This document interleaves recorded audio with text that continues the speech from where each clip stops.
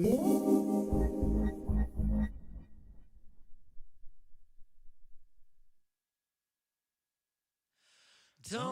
cry no more, my dear. Don't you cry no more. I'll be waiting here, my dear. I'll be at your door. Do you hear me knocking? Do you hear my drum to draw you from your fortress that's been overcome? 'Cause you've been hiding in the shadows of the rubble and debris, and you're still living through a battle. It's been done for many weeks, but listen for the sounds of restoration coming from the streets. Let it remind you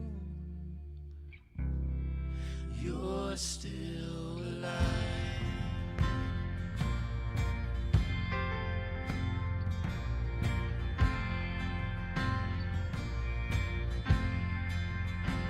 Yeah, there's still life up in them bones. Don't dwell on the casualties. For your heart was meant to roam, so watch the company you keep. They will drag you under where the dead are found. Don't give in to slumber. Wrestle through the higher ground. 'Cause you've been stranded in the valley of the hopeless and the dead, and you're still haunted by the ghosts who left you stuck there where you stand. But may these words bring revelation, lifting you up out this wretched land. Yeah, let it remind you you're still alive. 3, 2, 1. And we are live. What's up, everybody? We are here. Got the fellas in the place. We're gonna just welcome everybody back. And you know, a couple weeks we missed, a lot going on, but we're gonna get into it. You're watching Young Lion TV. Young lion, everywhere I look, they're dying. Everywhere I look, they're dying. Young lion, everywhere I look, they're dying. Everywhere I look, they're dying. Young lion, won't you get up and stop fighting? Everywhere I look, they're hiding. Young lion.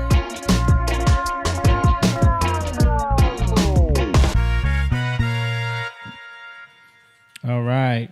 Cool. So first I want to say it's good to be with everybody again. You know, Yes, sir. we've had a lot of family time recently that's been like, you know, very much needed, I felt like. But shout out to everybody who's watching right now, who tuned in already. Make sure you hit the share and like button. And also just leave a comment, say hello. That really helps out with the algorithm. And also, if you want to become a member, you can go to patreon.com/youngliontv, and you can sign up on there to become a Young Lion on there. I want to give a shout out to people that's watching: Glenn Lanzalotti, Elise, Joe LaMonica, Adam Fields, Ariana. What's up? Ariana says she had to get a whole new Facebook account. What a gay. Her main account got hacked, and then they changed the email and password. Facebook took my account down. Wow, that sucks. Then you're dirty. You lost all your friends. all your all your quote unquote friends. FB friends. But yeah, we got Moan in the building right next to me. We got up? the brother James holding going it on? down. We got Stan over there. What up? We got Jake looking out of focus. Oh, no. I know. You're all right. No, it's fine. Yeah. And then we got John and Rachel holding it down, producing over there. Looking real red. I like the red hue. It's a little red. It's all right. It looks good though. It's It doesn't look as red on there. It's probably the white balance. It looks better on the stream than on the monitor.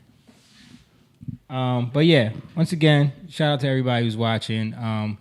We took a couple weeks off because we had a lot going on. Is it a couple weeks? No, it's like a week. Week. Yeah, I think we only missed one. Did we only miss 1 week? We missed 1 week. Oh wow, we missed 1 week. Yeah. It feels like a couple weeks. Because there's so much. Yeah, so much going on. Especially for you. You guys, Yeah. Yeah. I don't know if you want to Oh no, I do. go into it. Okay. Yeah. Yeah, just explain what's been going on. Yeah. Well, for Jamie and I, and pretty much all of you guys, because you guys are like family. But my father passed away. He was sick. He had a surgery for a prostate cancer, and everything was fine. He actually was recovering pretty nicely too. Yeah. My dad is, he's 76. He was 76, and he looked good for his age. He worked with me. Yeah. He was always strong. He was a sharp guy. Yeah, he wasn't an old guy. No, he wasn't that feeble at all. Yeah. But so he had the surgery, and then shortly after that, he got sick, and he got diagnosed with COVID. Jamie's the one that actually took. I came home and I felt him, and I was, man, this guy's feeling, and I know when he's not feeling good. Yeah. So when you took him in, they decided to keep him, and I think like once they got him to the hospital, because of the way things are right now, it's just so hard. Like I think that was a big part of the stress of this whole thing was the hospital situation. Yep. The back and forth. I think, that was probably the hardest thing for me was dealing with the interpersonal kind of thing. You know what I mean? Because no one can go. No one can see him. You have to only communicate through the nursing staff Right. and all of that. Yeah. I think it's been a year now, a year plus. So I think because when I was sick and I was in the hospital, it did feel I was only there for 3 days, but it does feel like they've gotten used to the system of COVID. Mm-hmm. So we had a hard time communicating with the nurses and the doctors. Almost feel like we were chasing them down sometimes. Right.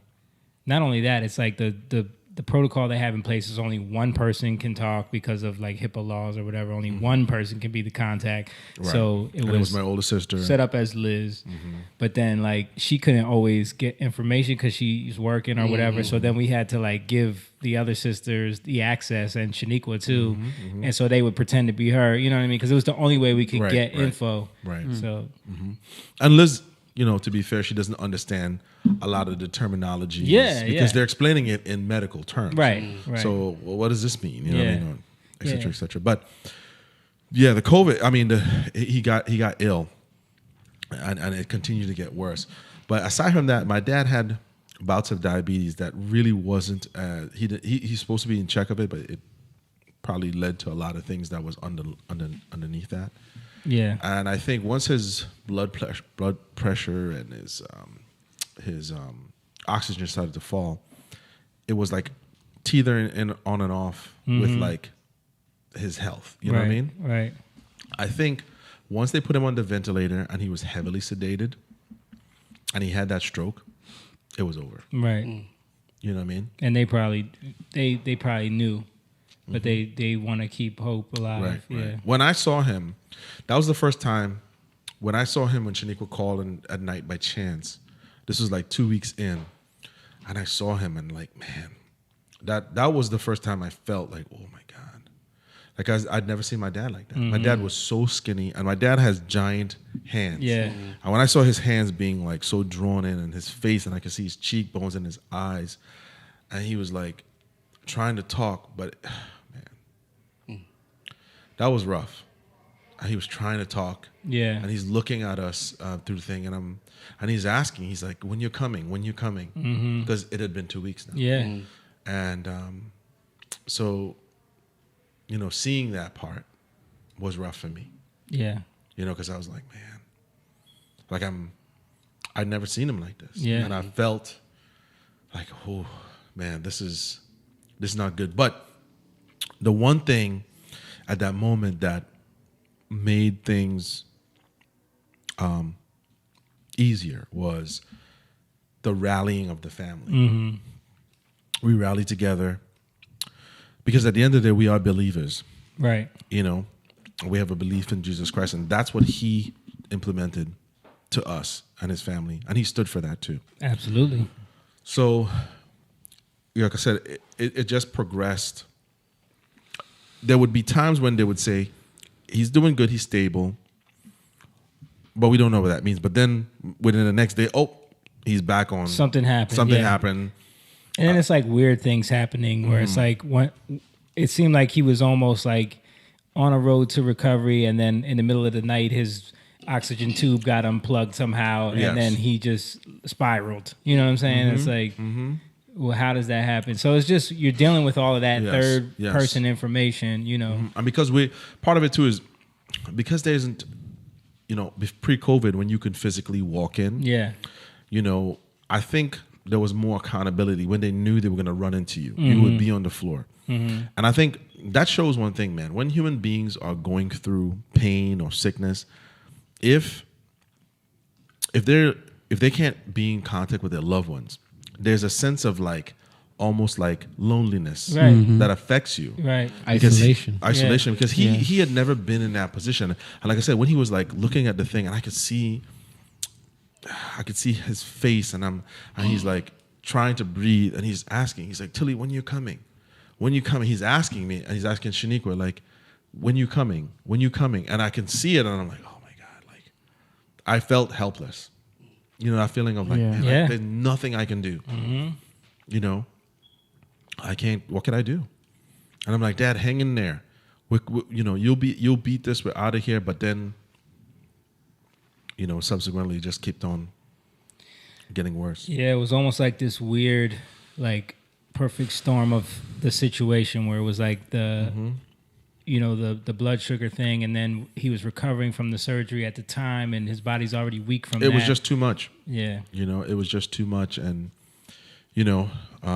like I said, after the stroke, I think the stroke was more severe than we thought because he was heavily sedated.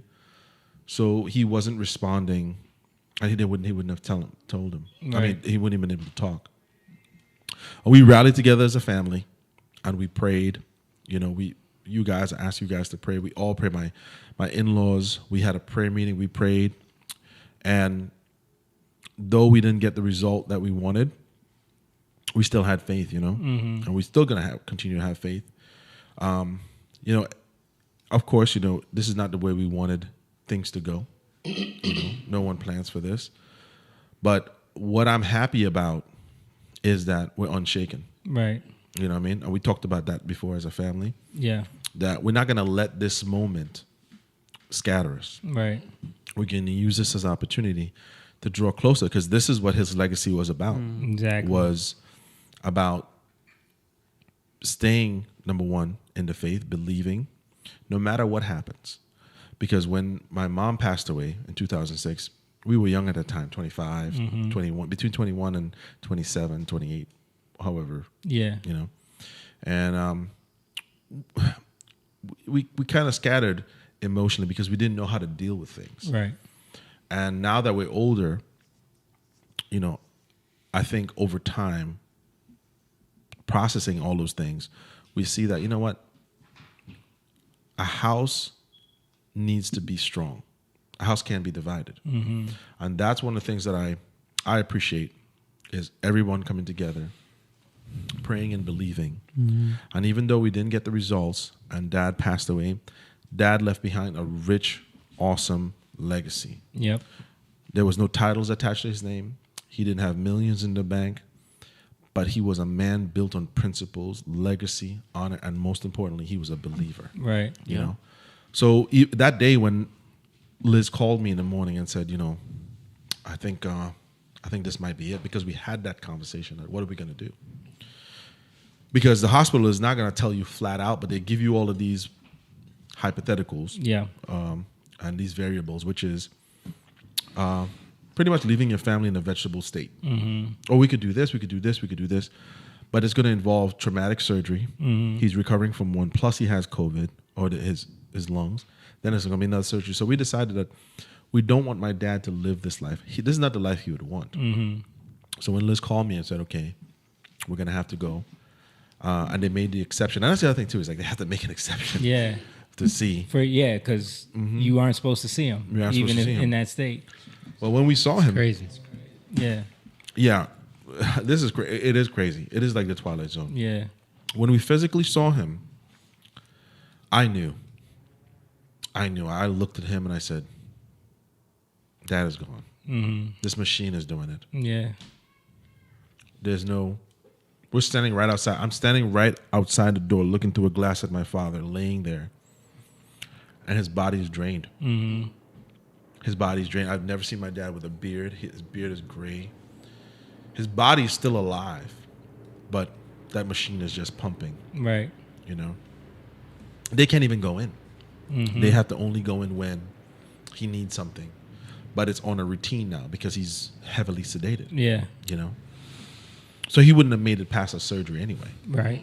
Yeah, there was no way. His blood pressure he was on the max amount of blood pressure medicines because it had to keep dropping really low. Right. If they weren't even going to be able to do the surgery because No. his blood pressure was too low. No, they couldn't do it. Yeah. So we, you know, again, we called my sisters and we prayed right there again, and you know we said, you know, our goodbyes, and I'd been preparing myself for a moment like this, like I talked about at the funeral. Yeah. You know, and I didn't know how I was going to handle it, Mm-hmm. but it was at that moment that I realized Dad is about to step into glory right there. Mm-hmm. You know, to be absent from the bodies, to be present with the Lord. Yeah. And I full-heartedly believe that. So when they called us, 20 minutes later, we got home, and the doctor called and said, you know, he passed. Mm-hmm. Sad. We all cried. Yep. But we knew. Yeah. We knew where he went to. And we all got a little bit of, you know, solace in knowing that he loved your mom so much. Yes. And they could finally be together again. Right. You know right. what I mean? Because he missed her deeply. Like He did. he would never be able to replace what he had with her. You know. No. And so, you know, that was something else that we felt good about. You know, and we felt good about the fact that the family. I mean, even at the service yesterday, like hands down, it was like hearing all those people talk. Yeah. Share their experience with him and speaking on the type of man your dad was. Right, You know what I mean? right, Like right. that gives you hope. You know what I mean? Because like you said, it's not about the trust fund that he left y'all or the bill. You know, like everyone is so obsessed with, you know, generational wealth nowadays. Right. But it's like, He touched lives. what Like Will. what is more important? Yeah. Will was talking about how like just he never saw that stability in a family. He tells me that all the time. Until he saw you guys. Yeah. Like Yeah. he told me a story about how you and your dad was sitting in the living room and just would have like an argument about something or a disagreement and then go and have dinner later. Yeah. You know? Yeah. And he never saw that. It was always for him, you know, he was telling me about where he came from, Yeah. Detroit. Yeah. Yeah. His dad cursed him out because, you know, he wanted a better life for himself. Like, Yeah. F you, Yeah. whatever. Right. Right. And then when he saw that, he was like, that's Yeah. what I want, you know? Yeah, and sometimes you need to be reminded about your you know, you need to be reminded. Yeah, because know. when you're around them all the time, You take it for granted. you take it for granted, and you start to just pick Yeah. apart all the things that annoy you. You know Yeah. what I mean? And Yeah. you lose sight Yeah. of everything. That's Yeah. why when I was talking, I was making that point to say like, it's all about perspective, really. Sure. Like, because look at what they sacrificed. Your parents coming here, sacrificing everything, moving away from their family, you know, and being able to get a house in 2 years and have put y'all in a better position Yeah. to be the people you are now. Yeah, You know what I yeah. mean? Yeah, no, high character. And like I said, you know, I didn't get a chance to thank you guys, but you guys, honestly, part of the strength that I have is knowing that I have brothers that I can count on and men that I can count on with Yeah. those same values and those, because we weren't close when I didn't know Right. you guys that well. Yeah. Right. You know, I didn't have a team. I didn't have a group of men that stood on principles and Yeah. morals and values. I didn't have that. So for me, it was a lot of confusion. Plus, we were coming from the charismatic movement, so we believed in healings and miracles, which does happen. Right. But when that didn't happen, because it was more of the hurt and disappointment that it didn't happen. Right. So you start questioning, and that's where Satan comes in, because it's like, Yeah. you think this is real, Right, right? right. So you're gonna run to other things i.e. the world, systems and stuff like that, because you're going to try to find solace in those things. Yeah. And now I'm in a stage where I'm like, wow. You know what I mean? Yeah. I have a team. I have my belief system, the things that I've been listening to Right. when I'm driving to work, and I'm saying, you know what, let me listen to this. Let me. So I've been filling my spirit with certain things where, and I come from him too. And he was like, hey, he's like, you listen to a lot of music. He's like, let's put on something else. He would do that sometimes. Yeah. And I used to get so angry at him, like, leave me alone. Yeah. But Leave me alone. because as a fathers are not gonna. And my dad is from the Caribbean. Yeah. Bro. It's like he's not. He's from a different He's not world, talking man. to me nice. Yeah. You know what I mean? Yeah. He's giving it to me Yeah. raw. You know what I Right. mean? But Right. all of those things shaped my character. And like I said, it's at that moment when I realized I'm good. Yeah. You know what I'm saying? Because essentially, I've been training jujitsu and I got a match. Yeah. And I'm worried about the match because this guy looks intimidating. Right. But I win the match. Right?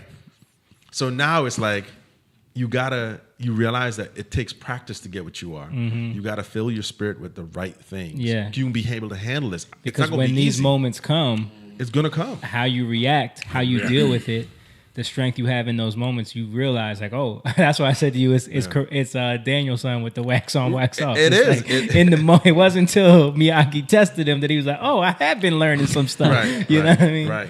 Yeah. And to me, that's twofold because I have A little to work corny, with my- but yeah, Dude, that is the point. come on, man. Jamie did tell me that, but he didn't say it. He just the way he said it to me, he's like, "You're the Karate Kid." Why, son? I was like, I am. First he tells me I'm not really a James, I'm a Jacob. Then he tells me I'm the Karate Kid. He got me out there doing. It's crazy because like fathers lead you, and a lot of times you don't see it. Yeah. And I think that's the thing with sons. Like we're like, why am I doing this? This is boring. Or Yeah. what in any way, like Yeah. this is pointless because Right. I don't see it. But that's where we grow, and that's where we start to see the form of things. Like we don't realize it, but we're actually learning the structure, the form, how the house is built. Yeah. You know what I mean? It- And- yeah, and especially with his dad, like, Yeah. My dad was all about that. yeah. Yeah. Even since I was little, I remember him. I told Jamie this one time. I remember when I was little. I had a big personality when I was little, and compared to my sisters, it looks even bigger. Yeah. Because all they would do is huddle around each other like Right. like little chickens in a basket. Yeah. And I was out there, and he would tell me that he would pull me aside and be like, "Why do you always have to do this stuff?" He was trying to. I don't think he had a problem with my personality. He was trying to corral me. Yeah. Into becoming a clown, So he would tell me that. He would say, "You need to relax. You need to." I used to get annoyed because I was like, everybody else is laughing. I'm Yeah. getting like, But I think he was trying to show me that there's a time and a place. Yeah. You can't be trying to Joking get all the time, right. yeah. Now my uncles didn't care. Yeah. Because they were like, make me laugh. Right. So he was trying to teach the he never explained it like that, but that's what he meant. Yeah. Is that there's a time and a place. Right. You know what I mean? So, Yeah. but like I said, principles, value. That's why I put it in the Facebook page. A better man I do not know. Because he lived up to that. Right. He lived up to a very high standard, and he demanded that. He wasn't one of those dad was like, my daughter, no one can touch my daughter. Is my son. You get out there. Yeah, He right. was harder on me. Right. He was the one that was advocating for me to carry on this name and to. That story I told about the tie and he literally told me that. Yeah. Because that in his mind he's like, he didn't just say that, but he said about behavior, how to act, how to present yourself, Yeah. morals and values. He was big on that. And he was right. He was right. You know what I mean? I don't think neither of them took stock in what was happening around them. And they struggled with that too because they didn't know anybody here. Yeah. And our cousins and our family members weren't necessarily following the same principles in terms of a godly perspective. Right. Like they believed, but they weren't. You know what I mean? So we were literally isolated in a sense. You know what I mean? We grew up with strict religious values. I remember explaining the prom to him. Yeah. And having to go and picking a date. Yeah. He was. Yeah, no, he wasn't a fan of that stuff. He was not. It's funny because I remember telling you recently, like, you know, when we hear the story of it, and it was in the program about your dad, like, writing that letter, never going on a date with your mom, formally asking for her hand in marriage. Like, he didn't agree with the concept of dating at all. And we would always, like, make jokes about that. And I remember recently we were talking, and I was like, James, I think your dad was on to something. Like, just because, like, having daughters and, like, understanding what dating has become and how damaged people are because of it. Right, you know what I mean? And there is some middle ground where it's like, maybe there's a better way to pick people that we're going to create this union with. Maybe there is something to your family being involved in that decision. Maybe and vetting people. And earning the trust of the parent of the betrothed, right? You know what I'm saying? Because he went to her. Yeah. He went to his mother-in-law. Mm-hmm. Because my mom's father wasn't in her life. And, you know, they came from Hinduism. So they were bringing her, from the time she was 16, they were like bringing her guys, suitors, you know what I mean? That she wouldn't be interested in. At least she was able to say, right? Yeah, she would. I mean, I think if her dad was in her life, she would have no choice. Okay. But the mother was more pliable, you know, because she had an older sister who had gotten arranged, and it went terribly wrong. Yes, it went terrible. It was very abusive. So the mother saw that. That's when she stepped out of Hinduism into Pentecostalism. Got you. So she had given up on that idea by that time. You know that I have to do this. But Indians, you know, practice a form of what would you call that? Arranged. I guess. Yeah. It's arranged marriage. Yeah. I don't know if they still do it. I know in India they still do it. There's actually a Netflix show. I do it. Yeah, a lot of cultures do that. Do a lot of cultures do. It's not just Indians. It's a little more. It's a little more loose in America. Right. Like it's not as strict, but they still do like the families present, especially for young men. Like the family present. Right. And I think we think about it packages. weird because so I think it's like they can't be like 30-year-olds. Right. It has to be like maybe 2 or 3 years old, like a couple of years older. Yeah. So it's not as pedophilic as we think it is. Yeah. It has, and because the elders are doing the picking, so it's not an older guy like 30 years old. Like, where's the young ladies? Right, No, it's not like that. Because I think we because hypersexualization. Yeah. We think everything boils down to that, but they're vetting each other through the family. Yeah. Per se. My dad entering was because he was like, well, look, I'm not an Indian and I'm not a Hindu, so how am I going to do this? So he wrote a letter to her about my mother, and she said yeah. But one thing I want to we didn't mention yesterday, my dad's character, even at that time, was well known. You know, because he had a brother who was the entire opposite of him. Right. So people knew my dad as being a stand-up, honest guy. You know what I mean? You know, so. But like I said, the main thing for me is the legacy that he left. A man who raised his family, and no matter what happened, he was still an example. Yeah. You know, and without him, I wouldn't have the craft that I have. Yeah. You know what I mean? That ability and that knowledge. And there's something about being able to like make, design, and build things that feel, or even music or whatever it is, in an artistic sense where there's a fulfillment that I think people who work regular jobs can't understand. Yeah. Because it's like when you go to sleep, you're not thinking, oh man, these numbers, I love them. Yeah. You're not thinking about it. Right. Sales. Every time I close one, it's like I had a baby. No. But it's like every time you build something with your bare hands, like all that stuff we were displaying that he built, you know. It's like this is a part of you is there. Right. You know? Right. And me being on all those projects with him and discovering things about him, like, wow, you did this? Like those bar plans I showed you. I bid the job. Right. I measured the job. I mean, I ordered everything, but I didn't have those kind of plans. Right. You know, I went to Joe and I ordered up, I paid for plans. He gave me the run, the length, the width. Dad was like, screw this, I'm gonna do this myself. Yeah. Took it upon himself. You know, that's how detailed he was. So I saw, the only thing is with my dad, I felt he never demanded what he was worth. That was the only thing. Right. Because I think one thing I learned from my former boss in my past career was she's like, you have to demand what you're worth. If you feel that you're worth that, you should brag about yourself. Not in a cocky way, but you should demand what you're worth. Because you have a life to live and you have a family to take care of. Right. If you let people believe that you're not worth what you're putting into this, they'll give you the bare minimum. And they'll continue to do it.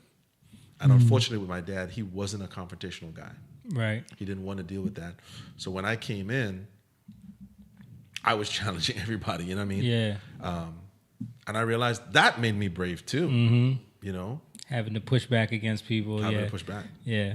It's that's the assertiveness that they talk about, that you can't gain certain things if you lack that. Right. You know. Right. Well, like I said, I want to thank you guys for what you guys did. Yeah, man, of You course. know, it felt exactly like I watched it like 3 times today. Just sitting there watching it, and I don't feel pain. You know what I'm saying? Yeah. I don't feel sad. Like Dylan picked up his truck. We were in his truck, and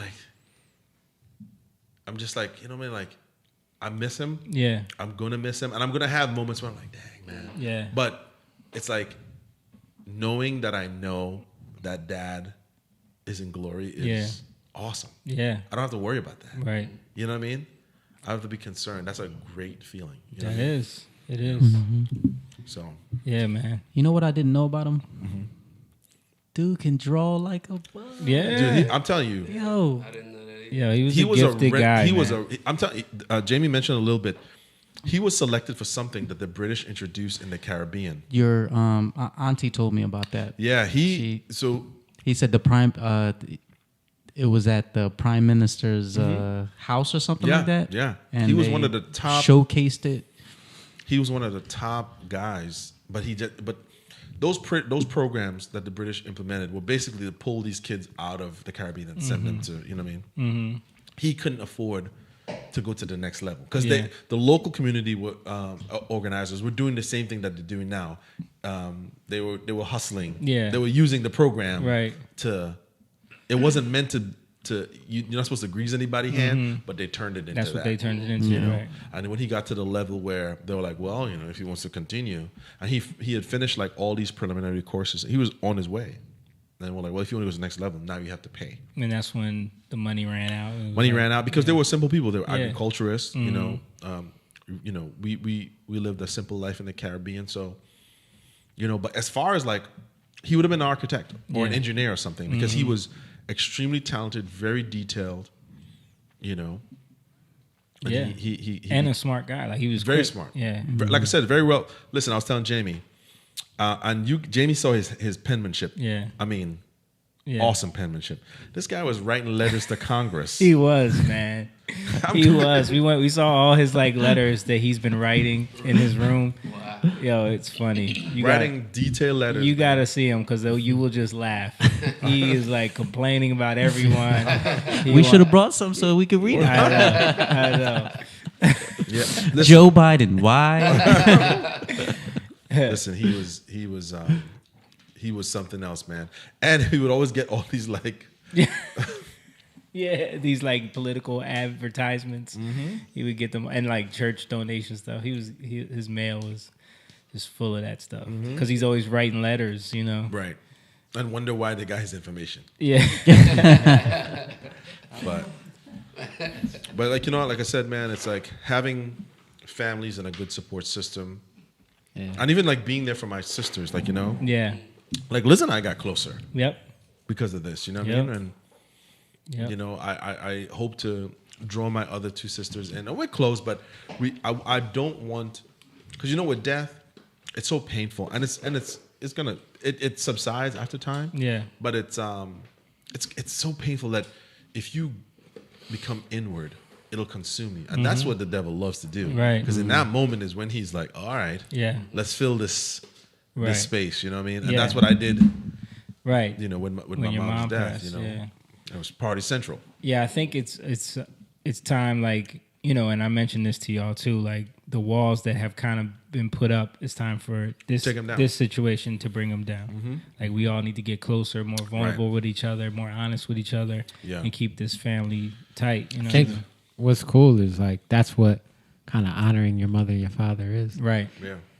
You know, you have to process it and well, what did they mean? Or because it's really not about them, it's about God. Because if you're honoring them, you're honoring God, Right. You know? And that's the greatest thing. Like, well, when they said that, what was their intention? But really, what was God's intention? And then we can take it further, you know, than what even they could take it. And that's what's so cool about generation to generation. Yeah. Like the next generation can take it further. Well, You know. Yeah. and we were talking about that with the kids. Yep. Because even though we feel the pain, they're so little, they can't put it all together. But we have to make sure that we keep it together as a family, what he would want, Yep. and then raise this generation. Because we know the world they're entering right now. Right. And they got to take what we've learned and take it even further. You know. Yeah. It's Yeah. huge. It's huge. And When be we were- active in their life, you know? When you're talking about like the building blocks that a father gives you, you know, that you don't really realize. Yeah, the It value made- of it. It made me think of even with us, like when with my dad and how like the exercises he used to make us do musically, and and we we hated it. You know, he would make us do all of these exercises and Right. drills and warm ups, and at the time we were just like, we just want to sing and you know.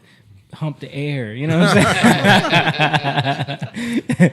And but then like as you become a serious artist, you realize how many things he instilled in us that we've been using that we didn't even realize. Right, you know, right, like how right. many skills we acquired from that. You know? Right. And that's a unique thing to parenting, and a unique thing for men who are involved in their kids' life is knowing that if I give them the shortcut, Yeah. they're gonna rely so much on the shortcut that when the real thing comes, they won't know what to do. Right. Yeah. You know? I think that's what I've been like really learning lately is like a real son. A father tells you to do something, but a son, especially a son who's like a brother, right? Yeah. He's the embodiment of of the word, of what he said. Like he literally embodies He it. becomes it, He yeah. becomes it. So he leads you by just action, by just being, by, you know, you seeing, he leads you into the house of the Father. Right. And that house is like actually the structure, the establishment, you know, and so we learn by even seeing somebody else. You know, we learn. That's why I think it's so important for stuff like this to happen and for people to open up to one another and men, you know, something happens and they're, yeah, I'm good, I'm okay. You know, Yeah. you get those things where you fall into like you were saying, fall into yourself and you pride. internalize things, but you're not Yeah. really, Yeah. what'd you say? It's Pride. Yeah. And you're not really opening up and being vulnerable.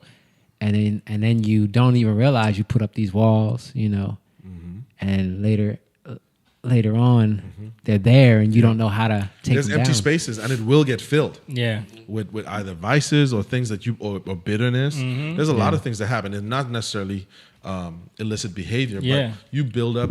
Well, nobody cares about me. They ain't calling me. I'm Right. not gonna call them. Right. And now all of a sudden you're overwhelmed with sense of like everyone done you wrong. And let's be real, like that has happened to all of us, you know Oh, what I yeah, mean? yeah, And then yeah. even with your family, like certain people, and through this situation, it's kind of like brought down some of them walls where it's like, you know, like maybe we're seeing it from our own perspective, but Sure. there's a lot of nuance Right, here. Like right. you know that there's love there. You know what I mean? Right.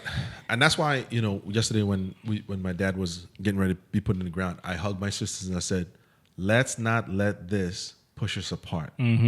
Let's do the opposite of this, because right here witnessing all of this is the enemy. Right. And he's strategizing He's right like, now. he's like, here we go. I got a plan for them. Here we go. You Yep. know, so bitterness comes in, and like I said, you know, I was telling Shaniqua that I was like, you know what's funny?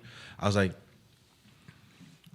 a lot of things, if people stop and reflect and ask God for guidance and wisdom, he'll open it to you. He's not gonna, James, don't do that. He's not gonna do that. Right. But he'll give you signs in your life. He'll give you certain things where the things that used to attract you, you're like, Yeah.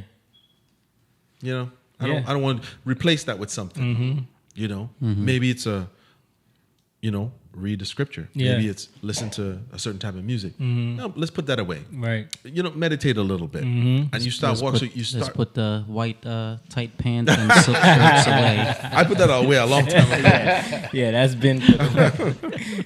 But no, listen. This time around, I'm like, I'm gonna handle this better, Yeah. and I'm gonna be prepared, and I have him to thank for that. Yeah. Because he challenged me to be better.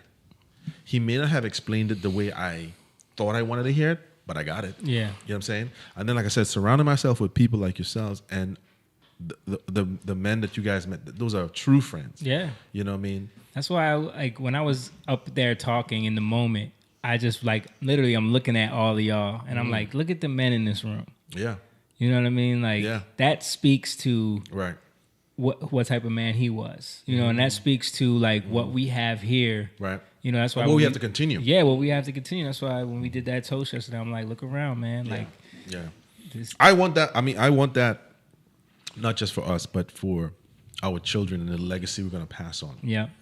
That we're going to, no matter what happens, we should be able to hash it out. Mm-hmm. Let's fix this. Right. You know? Right. Because his brother doesn't really talk to him. Yeah, no. He hasn't called any of y'all. Nope. And he has to deal with the consequences of that. You know what I mean? So for me, it's like, all right, now that I've seen those things, I want to make sure that I don't have that distance between my nieces. Mm-hmm. You know, no matter what, you have to make the effort. And I always say, I think God has. There's a lot of things in our face. We just need to open our eyes and look. Right. And sometimes you're gonna have to, because God wants to pour in, but you have so much stuff in that cup. Right. That you're gonna have to empty some stuff out to make room for the things He want to tell you. Yeah. I want to give you. You have to empty it. For me, it was letting go of the nightlife world, the things that I like, the friends that I had kept at that time, and saying, you know what, I'm gonna empty that out. It didn't happen right away, but slowly, it started to. Yeah. You know, and even Dad challenged me like, all right, just turn that off. Let's listen to this. Man, this is Leon Ware here, Right, man. right. I want to listen to something, you know what I mean? Yeah. And he would tell me, I would put on the music, and I didn't have headphones at the time, so I would have to put on something. Yeah. But he was showing me that, listen, fill your spirit with, Something that's meaningful, something that matters. You know what I mean? Yeah. And I think it actually gives it, like if you do it, if you seek God first, right? It actually gives the music meaning. it does. You know, It it does. actually puts the meaning. Now you can That's see true. things that you haven't seen before. That's true. Which happens to me all the time. Right. And Yeah. it took the desire away too, like, because you know, like after you listen to something, you're like, man, I want to go out tonight. That kind of like, Yeah. It happens. because you're man. setting the atmosphere, right? Right. So it kind of like took that away from me, and I'm like, all right, Yeah. It's You know what I mean? You're shedding that. Yeah. yeah, giving up that world, you know what I mean? And so I get what he was trying to say, even though it wasn't like explained that way, you know what I mean? Right. That's the generation, though.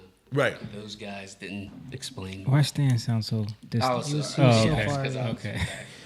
He was stepped back like I was just now. Oh, okay. Yeah. Yeah. It's crazy how that affects your spirit. Like you don't even realize it, you know.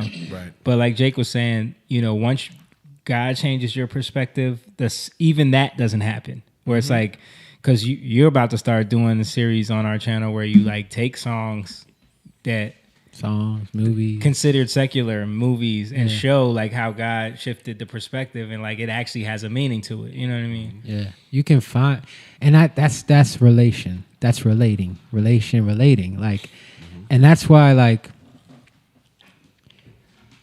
I don't know, I've been really seeing this say like, a lot of people want to talk to 1,000 people. They Yeah. want to talk to a vast. yeah, yeah. I want to. Yeah. I want to be in front of a Because bunch that of- proves you, right? exactly. But it's really the one. Right. You know, like kind of like the 99. He leaves the 99 for the one. Right. It's really the one because it's about relation. Yeah. You know, that's the most important thing. Yeah. Right. Because when you look around, like Is there anything that really is of substance Right. in your life with people? Right. You know, who's gonna like that hit me with your dad because all those people up there that weren't family, but they Yeah. were family. Right. You know, they considered him family. Yeah. And how he left an impression on them, you know, that superseded a semi-relationship Yeah. to like, oh, he's family. Yeah. You know what I mean? Right. That really touched me. Yeah. It hit me, and that's what it's about. It's about those small relationships. It's Right. about those personal things, like just talking to somebody, Yeah. you know, and not being worried about trying to look good for everybody, Mm-hmm. you know. And he would do that too. He would, you know, he as soon as he would welcome you. Mm-hmm. You know, he wanted to. All my friends, I don't think he ever had a issue. Yeah, he you know? wasn't like that. Yeah. Yeah.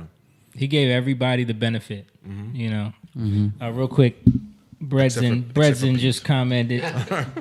Except for who? Pete Garcia. oh, yeah. When Pete walked in and didn't say hello. Yeah, he was like, "Who is this guy? How dare he have my name?" Who's this rude guy? Bredson said the Giant was a legend, and truly he was a perfect gentleman. I'm proud of you, James. Stand strong as a king, priest, and prophet, and lead your family, cuz. Yeah, Thank you. yeah, man. Yeah. And that's the other thing. Like I said it when I was talking. Like if that had been held in Trinidad, Oh yeah. there would have been massive Revered, you amount know? of people there. You know. Yeah. Revered, you know.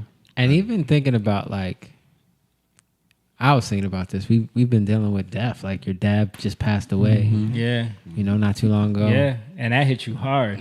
Yeah. Like he's Bro, still you- affected. Yeah, you Yeah, I remember. you handled it. The way you're handling it is, Yeah. you know, No, yeah. I commend you. No, thank you, know, man. Listen. Like I wouldn't have been able to go up like right now. I'm emotional just talking about it. That going up there and giving that good speech. I didn't think honestly. Moan. I'm telling you the truth. I didn't know how I was gonna react. I didn't know how I was gonna react. Because the night I saw him, Shaniqua, I broke down in the bed because I was like, "Whoa!" I just built a cabinet with this guy. You know what I mean? And to see him in pain and wanting to see us, like it hurt. But like I said, there's something about security in knowing. You know what I'm saying? Yeah, he's good. Yeah. That he's good. That he's putting the work. And that he did a good job. He did a good job. He did everything he needed to do. Right. I used to tell him that. I used to say, when he would get frustrated, you know, about life and about bills and about, Yeah. you know, the circumstances that has happened. Go ahead, do him real quick. What? Is it accent? Do your impersonation. Yeah, he would say, these bills, they're chasing me down, man. We would talk, and I would say, Dad, but think about it, though. I was like, none of your kids ever were on drugs. Yeah. You never had to go to jail to pick us up. Right. You know, babies aren't born over the place. Mm-hmm. Look at what you have. Mm-hmm. And it would slow him down. He'd be like, you're right. Yeah. You know what I mean? And that's, I think, when we started to, like, you know, Yeah, man. to build that relationship, you know, and it was only gonna grow, you know. But like I said, I commend him for what he accomplished. You know what I mean? And my Yeah. mother, believe it or not, my mother was the go-getter. Yeah, man. But she she was never- she was a hustler. She never overstepped him. Ain't that crazy? Like knowing your mom and knowing like, She was the one that made all and the moves. she didn't play either. So it's No. not like she was this like docile, you know, like you know, do whatever my husband like. She didn't play, and she would yell at him in a second. You know, I remember when people talk about black mothers being, I'm like, y'all met this? right. But she always made sure he was the head. You know what I mean? Yeah. Which is huge, man. Yeah, but in turn, he loved her unconditionally. Like he completely surrendered to her. Yep. And I can tell you this: as a man, I never saw my father oogle at a woman. Never saw it. Right. Never saw him like he never even nudged me like, "Yo, check that out." He Yeah. never. None of that. Right. They didn't exist. Yeah. You know what I mean? And that's how it should be, man. Like, because what are you teaching your son? Right. No, I can never look at say the things he's saying to me. I can never internalize and be like, nah, you full of it. Yeah. Because sons are going to watch their dad. Absolutely. You know, and daughters are going to watch their mother. So, you know, what you say have to be reflective in your behavior. Right. If your behavior doesn't reflect what you're telling them, they're going to compartmentalize that. They're going to ball it up and throw it away. Yeah. And when you're not looking, they're going to do what they want to do. Yeah. Because they know that what you're saying to them, they're not doing themselves. Yeah. You know what I mean? And that's when they invented the do as I say, not as I do. It never works. Right. You know? Right. You know, and even for me, like the last 10, 11 years of working with him and understanding the craft, understanding building and designing and putting things together, man, even that, like, wow, like his ability, Yeah. you know, attention to detail. Yeah, man. I was actually gonna go up and tell him about buffoonery construction, but it got so long and everybody was. I wish you know, did, man. Yeah. Well, to be fair, like Pastor Lincoln did mention that he thought, I think he wanted to fill a lot of time because he thought like maybe one or two people would talk. He didn't realize. And to be fair to him too, I didn't know. Yeah. I know I wanted to say something. Right. But Liz Yeah. was on the fence. Yeah. Yeah. I asked you. I told you I was going to say something. Right. But I didn't know. And then everybody was. I was like, where's Yeah. my? Yeah. Because But- everybody was getting comfortable. I mean, what you just said, like you learning the craft from him. Like I learned a lot from him. Yeah. Like laying tiles and how to Yeah. cut Me tile. too. Yeah. He helped me lay all them tiles in that room. Like, Yeah. Hanging cabinets. Yeah. Painting.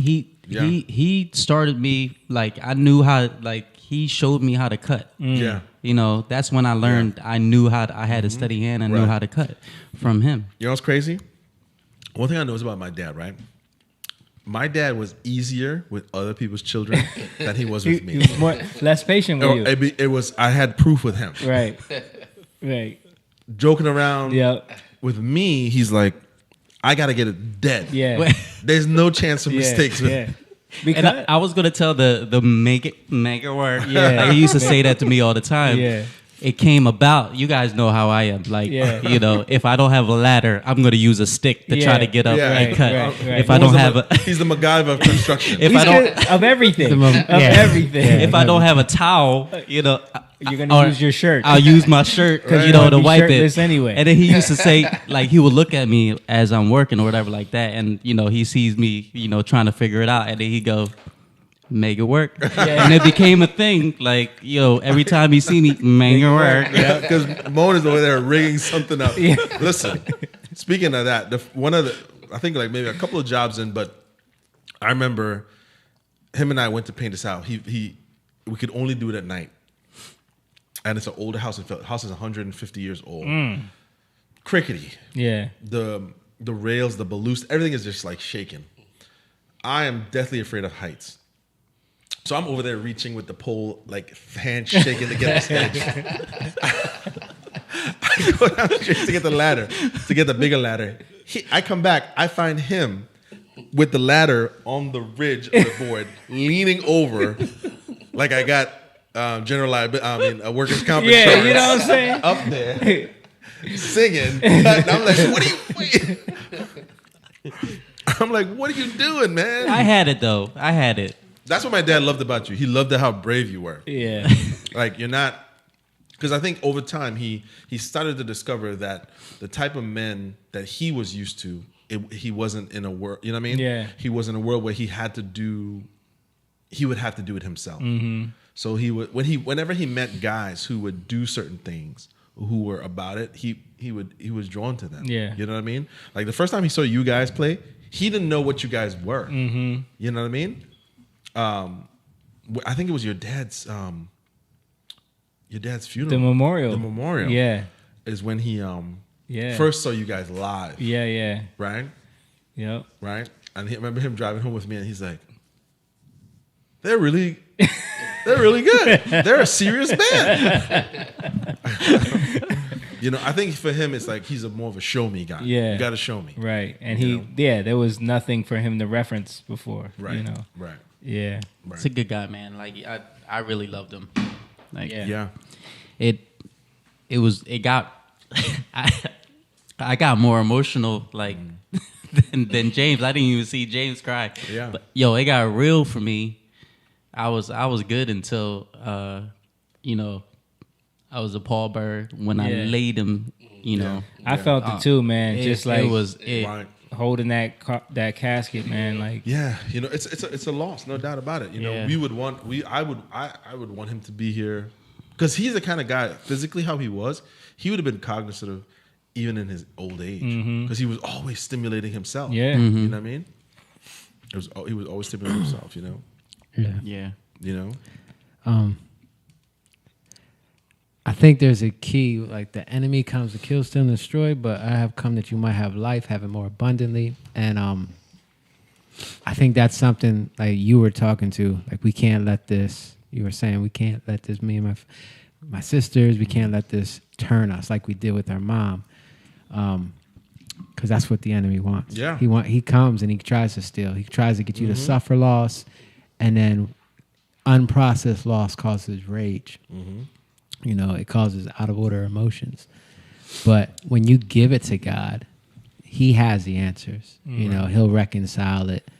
And I guess I'm just saying for people who are listening to, like if you're dealing with something, you've lost somebody. Stan too. I know you dealing with something hard right Yeah. now. You know, I don't know if you want to go into it with everybody, but I know it's like, you know, like personal stuff you're going through. You know, Yeah. and all of that. Yeah. It's the same thing. What he's speaking to. Yeah. You know what I mean? It was a weight, Yeah. you know. I tried to carry on my own. Held it for as long as I could. Yeah. And you felt obligated also because of what we were going Yeah, through. You yeah. were like, I can't dump this on everybody right now. Yeah. But I don't think that's true though. I You was know what going to mean? say, I felt that. And then I was like, I'm pretty sure they can handle more than one thing. Yeah. But And because it's you, we love you. You know what I'm Yeah. saying? Yeah. Like we're all in this together. Together, You know yeah, what I'm saying? So we can all be, you know what I mean, going through it at the same time. You know? Yeah. Right. Yeah. We can't ever feel like that. Like, oh, let me not speak because Yeah. this is their moment. Like, nah, it's Yeah. not like that, Right, man. right. Yeah. It's not like that. And that's how for me too. It's like knowing I had you guys praying, I had my sisters, I had my in-laws praying, and Dad.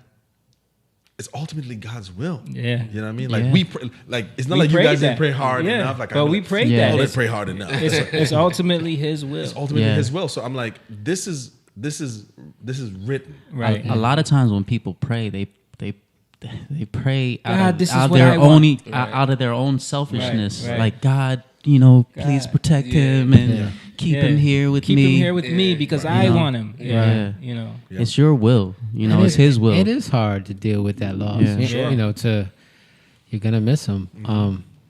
But yeah, like we prayed and we saw God and we believed God spoke, and it was like about your family and like it was actually like what He's doing with your family. Yeah. You know, Yeah. where He's taking your family. Yeah.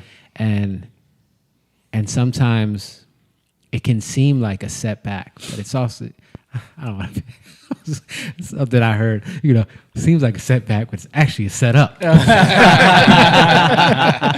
That was definitely Yeah. some preacher said that. Yeah. Amen. Amen. Definitely Amen. heard that from some Amen. people.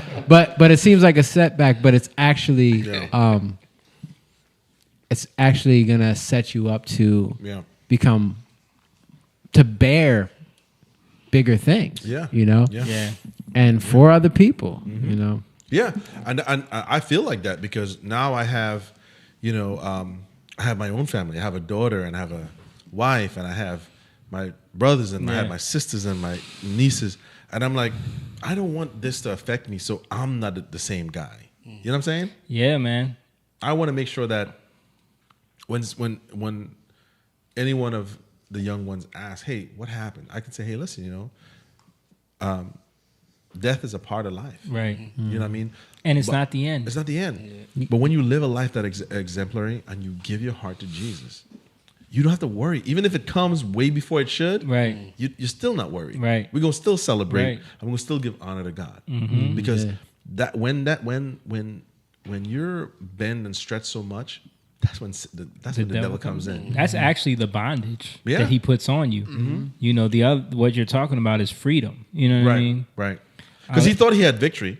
In that moment, he can in that moment, he can easily pull your spirit, pull your mind. Yeah. You know. So Ariana said she's very sorry for your loss. Thank you. Keep your head up. He is always with you and watching over you. Yeah. She lost her father not too long ago. Yeah, she did. So she knows the pain, man. Yeah. Breslin also said, I'm listening to you guys here, and there is tears in my eyes thinking of my favorite uncle and aunt who was more like a mother to me. It's bittersweet moment knowing that he is gone, but he is with his darling now, and I'm hearing his voice in my head and the way he will always say her name with such great love. I have never seen him angry with her or anyone, or even heard him raise his voice in anger. Yeah. Thank you, cuz. I mean, Yeah. listen, that's a great honor. Yeah. Yeah. Yeah. I was telling him like the other day about our song, Darling. Dude, when I saw that, that's what I thought of. I was like, Yeah. And I never even put that together because I know that was the name for Right. their mom. Right. Everyone called her Darling. You know what I mean? And then like thinking of the hook, Wow. and it was almost like him singing that to her, like Yeah. he's and that he's waiting to be with her. I wish you had told me that. But I didn't think of it. Yeah, you know what I yeah, mean? yeah, Like, but Yeah. it- No, he did, man. He loved my mother. I'm telling you, never. yeah, He's right. My cousin is absolutely right. He never ever raised his voice at her. He never put her down. Never, man. I can't ever say I saw it. yeah, You know, yep. never felt afraid of him. I mean, aside from there. Yeah. When you was up on the roof. There was so much story as I wanted to tell. But every butt whooping I got from him was I deserved it. I love that donkey story though. Yeah. Stephanie said Job lost so much, but he never gave in to Satan. That's true. Right. That's right. That's And that's where I feel like I'm in a season now where 40 years old, I'm stepping into a new threshold of life. I'm surrounded by the right people. I'm Yep. surrounded with a good mindset. I have the belief system. I may have strayed, but I came back. And now my life is being fulfilled in such a way where I'm like, even in this moment, death, my father, Yeah. my best friend, my business partner, Dude, my counselor. I was talking to Dylan yesterday, and I'm telling you, God is doing something there with y'all too. Yeah. You know what I mean? Like, Yeah. and Dylan is from that moment when y'all fell out, and then he showed up on Christmas, like, Yeah. to make things right. Yeah. I said, okay, he's a real one. And I never, you know what? He did that. I never brought it up. Yep. I just said, come on in, man. Yeah. No, 'Cause I never that said- was big for him Nope. to even come there. Yeah. You knew. Yes. You knew. Yes. When I opened that door, because we were sitting there talking. Yeah. And this is about forgiveness, guys. Yep. My friend at one time, I hired him. He did wrong in the job. He quit, left. When I was trying to get in touch with him to find out what he did, he didn't want to talk to me. Yeah. He left. Friendship done. Hadn't talked to him in 3 years. Christmas Eve, we're hanging out at the house. We're chilling. We get a knock on the door. He opens the door. I open the door. I see him standing there. And you can see he doesn't know how I'm going to react. He doesn't even know what to say. He's just standing there looking like, I'm here. Like, you know what I'm saying? Right. I'm here. And I Yeah. said, come on Come in. on man. in. Yep. I never brought it up again. Yep. And now look at y'all. And now look Yeah. at us, man. True brothers. Yeah. You know what I'm saying? Going into business together. I Going was into business talking to him like Right. last night for a while. Forgiveness, man. Yeah. It's not for Yeah. it's not really for them, it's for you. You Yeah. let go. Exactly. When because you hold on to that so much that you can't make space for anything. Because you're just thinking about them so much, they ain't even thinking about you. Right. You know? Right. So yeah, you know, right. Like even the Franco situation. Yep. When I tell you this all the time. At first I was pissed because how dare he? I Yeah. did so much for him. He lived with me, all this stuff.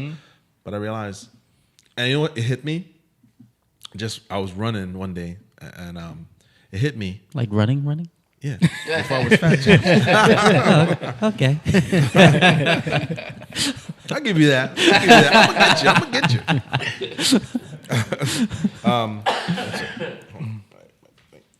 Yeah. And you know, God just spoke to my spirit and said, you allowed that. You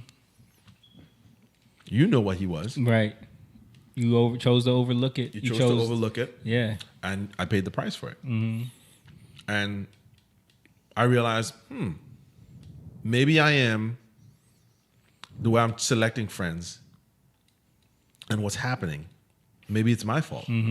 That's when I got the cheap, crappy phone. Yep. You know, and I just 4 years, 5 years, I just focus on my craft, and I'm not gonna go out. I'm not gonna do anything. A lot of conspiracy videos. a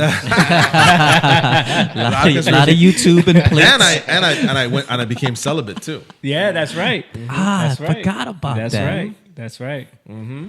That was a big move. That was a big move. Yeah. It was a huge sacrifice, and I said, Yeah. willpower. Yeah. But I don't know where I was going with that, but it led me to my wife. Yeah. You know what I mean? Yeah. And your daughter? Yeah. Because I was like, all right, I got to quit this. Something is pulling me. I didn't know what it was, and I definitely wasn't spiritually strong at the time. Because I Right. was like, eh. But I felt like, all right, I'm going to mess up. I knew it. I was like, I'm either going to get the wrong girl pregnant, or I'm going to get in trouble somehow. I'm going to mess up. Yeah. And I know it's coming. Let me stop this. And that's when I said, okay, let's start this business. You know, Yeah. I'm going to just focus on my craft, you know, humble myself. I'll go work those crappy apprentice jobs. Yeah. You know? Change all your, like, what was motivating you every day. Like, it Yeah. was no longer became about, like, hanging out or doing it. Like, and that's the time when me and you, that's when we had Elise and we moved in. Yeah. So to help out. And, Yeah. and me and you would be up till 4 a.m. talking. And that's when we started to really get close. Yeah. And I told you. And about it started the podcast. But even his daughter, you know, even that changed my because before then I was maybe kids, maybe no kids, because people build within them a fail safe. Because if you know your life, if you're processing things, you think, well, maybe not, but it's a safe because you know you're not ready for this. Yeah. So maybe not becomes your fault. You're kind of like your way out. Yeah. Right. Yeah. So when Elise was born, I didn't know how I was going to react. It's my sister's kid, but you remember how I was close with her. Y'all were like super tight. And you I know? was like, still are. Yeah. And just that right there was like, I want this. You know what I mean?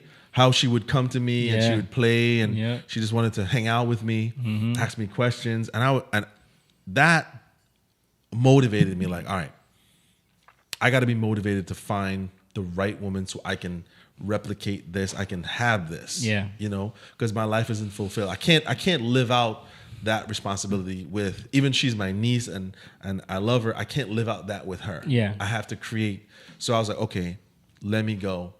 Let me get on a dating site. Okay. As one does in this day and age. Right. Because you didn't want to go back to the bar scene. No. I knew that I was messing up. I knew I was wrong. And listen, I couldn't find anybody. I would, physically you're attracted, but I wouldn't find, and all these things my dad and I, listen, when I told my dad about online dating, for 2 weeks, he'd be like, why? Yeah. You know? Right. You know, because he was like, I feel like you're not praying. You're not asking God to help you. Why don't you go write a letter? Write a letter. Go write a letter.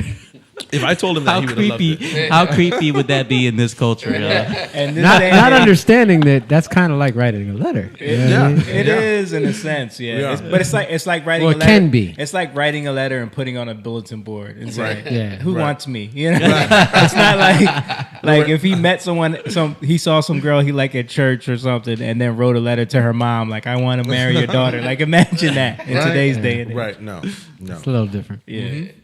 But explaining that to him, you know, I met this girl online, you know, and I want you to meet her. But I tell you what, though, when he met Shaniqua, it all went away. Yeah. You know what I mean? Okay. You know what I mean? And then, You know, just said earlier, a lot of times your dad had to see it. So it had to be like, it had to make sense to him. If it didn't make sense, he didn't understand. Yeah. Right, He didn't understand that world. You know what I mean? No, it didn't. And I think for him, because I've noticed this, like just being around him, I'll say something to him, and he's like, Yeah. He don't get it. You know what I mean? Right. A lot of times, but then once he, okay, Yeah. like he wouldn't get it because it's foreign to him. Yeah. But once he sees it, it makes sense. You Yes. know, and I think Yes. he was really like that's the kind of guy he was. Like, Yeah, no doubt, man. And I'm telling you, once he saw and he met her and he saw, okay, I have a direction here, you know. And the fact that I went to Texas to sit down with her mother and went to talk to his dad, or her dad, you know, all those things where I would tell him, I'd be like, I'm going, you know, to talk to them and to sit down with them. Yeah. Because I wanted them to see that, you know what I mean? Even like simple things like when Shaniqua gave me a key, she gave me a key to her. We were dating. She gave me a key, and I would go over, but I would never go in her house. And she would get so mad at me. Yeah. Right. She wanted you to just walk in. With the Dad key. taught me that. Yeah. That was like, don't ever do that. You know what I mean? Don't go in there. Yeah. You know. And it was a thing of principle. Yeah. Yeah. You know, and she would get mad at me about that. And I'm like, this is for you. Right. I'm honoring your rest. You know what I Right, mean? right. And she was like, why just can't you go in? I'm like, listen, this is your home. It's out of respect. Yeah. You know? but she And- feels disrespected. Like that's crazy how that. Yeah. It's crazy how that works, right? Right. And she told me one time, she said she was dating this guy. She's like, sometimes she was like, he was supposed to leave and he would be like there for like 3-4 days on the couch eating all the chips. Right? And my dad he was that kind of guy. He was like, no, it's about, he would always tell me that. He's like, you have to see the bigger picture. You have to see the bigger picture. He's like, you're not getting it, you know? Right. You know? But all that, like you making sure you met her mom and her dad and asked him for his blessing. Right. You know.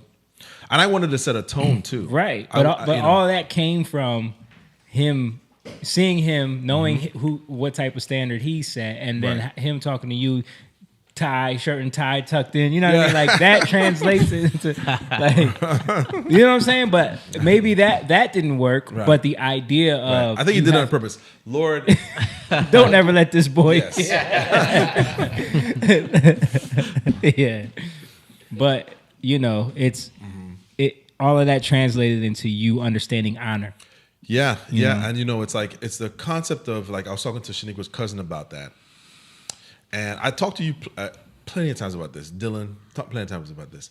About, you know, you see movies like Bad Boys or the one that 50 Cent did. Yeah. Where the young man comes home to Yeah. pick up the girl. We all laugh. We all saw it, right? Mm-hmm.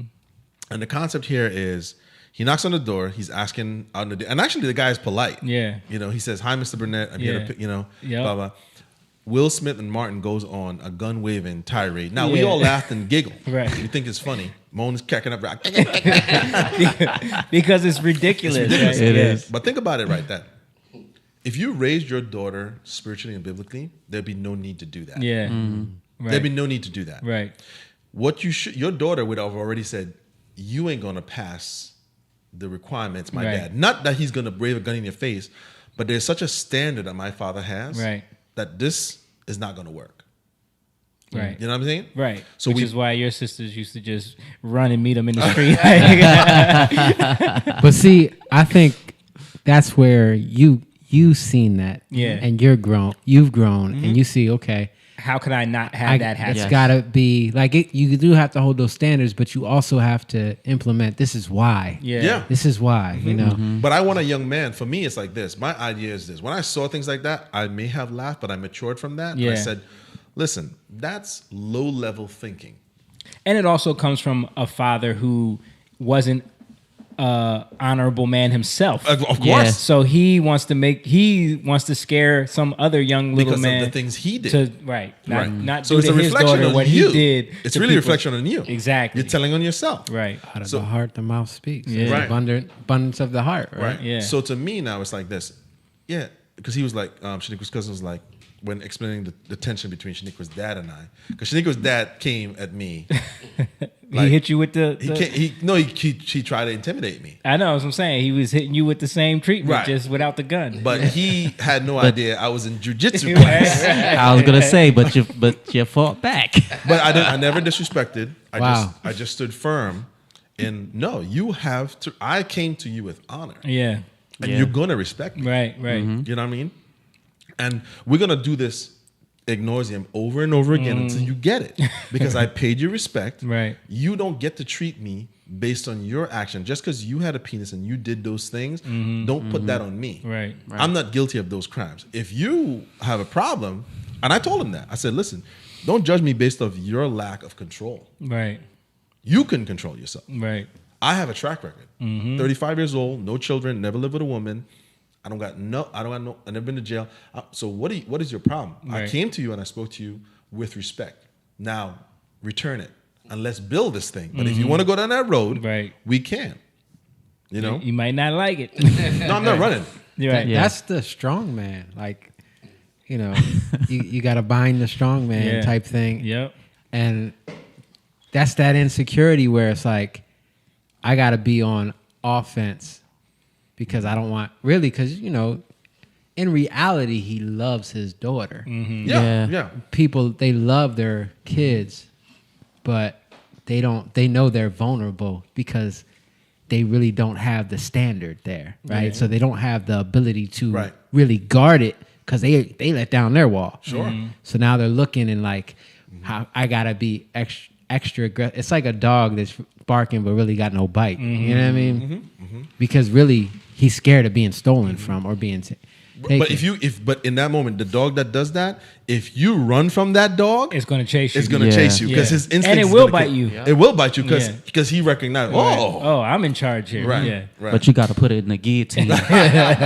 No. Listen, we have a respect now. Yeah. It's changed. Yeah. Our relationship has matured. But what I'm saying is that low type of level thinking comes from those, and then it's quantified through movies, through music videos, through certain things where it seems that that's what a father should do. Right. Right. You know what I'm saying? And I'm like, no, listen, when Sophia becomes a young woman, I'm going to raise her in such a way that those guys won't even, hopefully she won't even be attracted to those kind of guys. Yeah. But second, when a young man sees, wow, this is a family, this is organized, it's spiritual, it's biblically based, there's a certain standard of living here, I can't mess this up. Yeah. This is good ground. He has to see the value in Yep. it. You know what I'm saying? Me scaring him and trying to intimidate him, how is that ever going to work? Who here has ever been like, oh my God, Right. the only reason I love you is because you're dad. Yeah, right. He scared me into I it. never I was like- gonna treat you like shit, but your dad really Dad scared got me. No, listen, things never said. Right. All right? Please. Right. If anything, you learn how to lie. Hello, sir, how are Yeah. you? Exactly. Right. You learn how to hide. You learn how to hide. Yeah. So we do you're the just gonna opposite. become, and that's the thing. Like, okay, so you want him to be a snake, Yeah. and Yeah, that's slither what his you're way doing. in, Right, right? right. You want him to be, Shifty, yeah. yeah. But That's- I mean, that's why we were honest with with Caitlin, your cousin, like, because she's got a good one. We're like, if you mess this up, you out of the family. Like you gotta put that right, perspective on right. them. Like, no, you have to uphold this. Right, thing. right. Like, don't. It's not all on him. You know what I mean? And listen, don't be afraid of confrontation. If you're coming from it where, listen, you're going to stand firm in the belief, but don't let it get out of control where it gets nasty. Right. But standing your ground. Actually, Bredson, my cousin from Trinidad, when I was in Trinidad, I was getting bullied. He was the one that taught me to stand up. Yeah. Because if you don't, it's never this gonna will be your stop. life. Yeah. This will be your life. You Yeah. know what I mean? Sometimes the best thing to do is turn around, face your problems, and eat it for lunch. If you can do that, and if you can master that, I'm not saying it's always going to feel good. Right. It's like taking medicine. Not all of it is going to taste like berries, but it has to do what it has to do to make you feel better. And in that, like I was saying, with like Shaniqua's dad, at first it began like that, but slowly our relationship progressed. When he realized that I'm not what he perceived me to be, then the relationship began to change and it can grow. because a dog is only doing what it's been bred to do. Shaniqua, I didn't call you that. Though. That was Jake. Jake said the dog thing. I'm not calling nobody dogs, but I'm saying we all. Johnson, Right. put the camera on him. Can we do a we close all up? are like dogs, Right. right? Right. We're all like dogs, And we who- have these habits that we're trained. yeah, we're trained by Into. the devil, Yeah. however you want to call it, Right. but it's the world. We're Right. trained by the world, so we become dogs, and we lash out like a untrained dog, Yeah. right? But a pet, like the woman says it best, right? The woman from Sidon says it best that a dog who's a pet, Right. who's a little puppy, she eats the crumbs from the table, right? The dog eats the crumbs from the table, but that's a little different.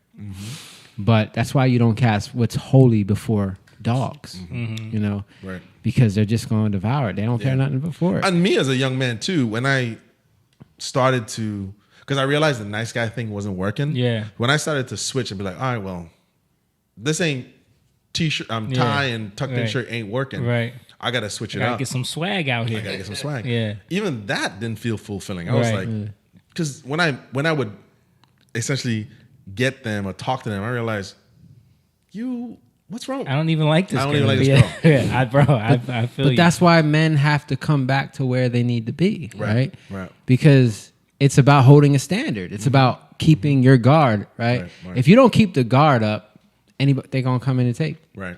Right. Yeah. Shaniqua was watching. I didn't even know she was watching. she put the crying She face did the crying emoji face. We're too. not calling nobody dog. we're all dogs. But no, I think that behavior, a lot of times, like what you saw, that is a learned thing as well. Like Of we're course. taught, like you said, through movies, just through common interaction with people. It's always like that idea of like if you have daughters. You know, gotta- people tell it to me all the time. I got 2 daughters, and everywhere I go, it's always like older men or women. They're like, "Oh, your daughters are so beautiful. I hope you got your guns ready." You know what I mean? Yeah. And I make sure I tell them like, I won't need that. You know what I mean? Yeah. And they're like, "Oh, you say that now." It's like, you know, but I think it's just that idea that like you're gonna have to beat these young boys away, and it's Right. like, no, I'm gonna teach her. I'm gonna teach them. That's fear talking. Yeah, you know what I mean? Yeah. That's what it is. Yeah, It's fear talking. yeah, Because first they gonna weed them out, right, Yeah. and then if they happen to get past them, right. you gonna weed Then them. I'm there. Yeah, And that's- that was your speech. That was my That story your about your speech. dad. Like Yeah. him, first thing he said to me was, "What's your intentions?" Yeah, I never had. I mean, maybe for me because I was his son, but everybody I dated or I got into a serious relationship, I Yeah. brought them home Right. to meet my parents Yeah. because I wasn't a player type.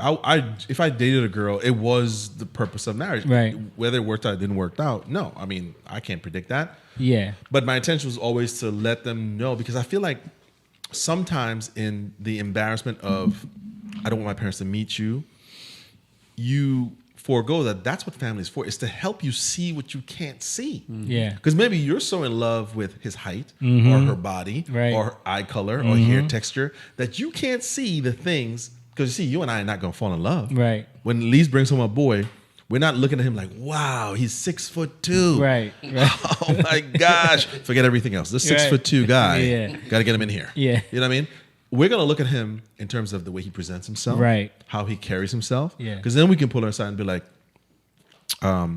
you notice how he came over and he said hello, but he went and sat down. Yeah. And he didn't interact talk with to, family. Didn't interact. Yeah.